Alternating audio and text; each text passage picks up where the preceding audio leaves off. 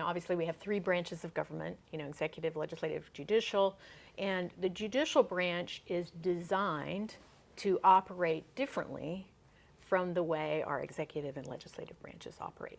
So how I illustrate this for folks, I talk about how cases get to the court, and there are essentially three different ways that cases reach the Kansas Supreme Court.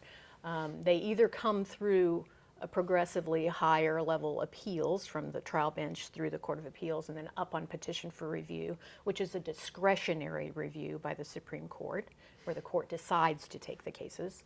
So that's a big component of our docket. And then there are cases that reach the Supreme Court directly from the district courts, and that's statutorily provided. There are certain types of criminal cases, certain types of civil cases that reach the court. And then finally, there are original jurisdiction cases. And the example I give for that often is I would put federal question or federal cases that come to us on a Kansas question of law in that category. I put attorney discipline and judicial discipline in that category. So that's how the cases get to us. When they come to us, we have briefs filed by counsel for the party, which is a misnomer. They generally are not brief, as you know, Richard. They have a 50-page limit, and most of them get to that limit before they're finished telling us about their cases. Or request additional pages, as you know.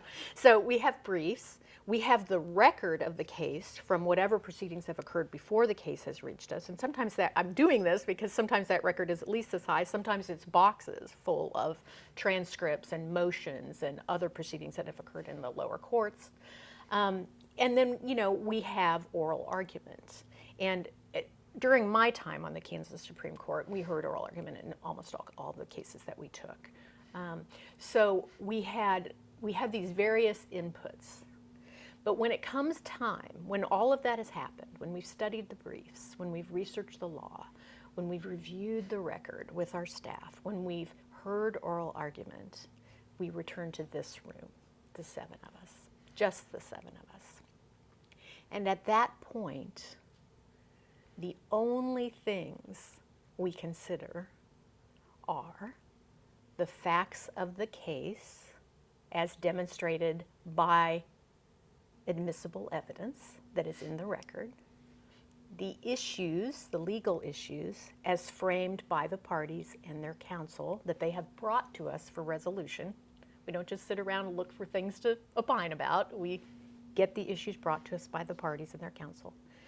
And finally, we consider the legal arguments, right? We consider the controlling law, the potentially applicable law, the constitutional or statutory provision, or possibly prior cases, common law, that affect those issues and those facts.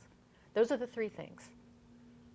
Facts as demonstrated by admissible evidence, issues as framed by the parties and their counsel, and finally, the governing law, the rule of law, right, that applies to all of us. We hear a lot about that lately, for good reason. Right. The rule of law that applies to all of us and to all of us equally. That's key. That's it. That's it. We don't Google for extra facts.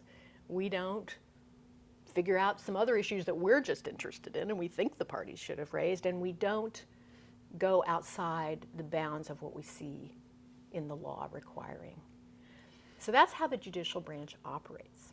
Now, when we select a person to be an executive, whether it's a governor at the state level or president at the federal level, when we select people to serve in the legislative bodies, whether it's our legislature here in Kansas, Congress at the federal level, when we select all of those folks in the two political branches of government, when we select those folks, we certainly expect them.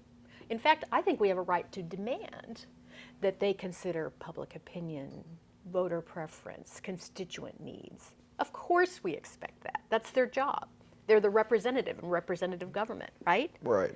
So we expect that of them. And we expect them to consider their own value systems, what they've described to us on the campaign trail. Does it jive with ours? Does it match up? Do they get our vote? We expect that. And we certainly expect in the current environment, and really in the political branches generally over the years, we expect them to adhere, at least in some form or fashion, to the political landscape, to the partisan landscape, to the platform of their party. That's part of what helps us to predict whether they're going to perform in office the way that we want them to perform as voters. We have a right to expect that and demand that, because that's the way those branches work.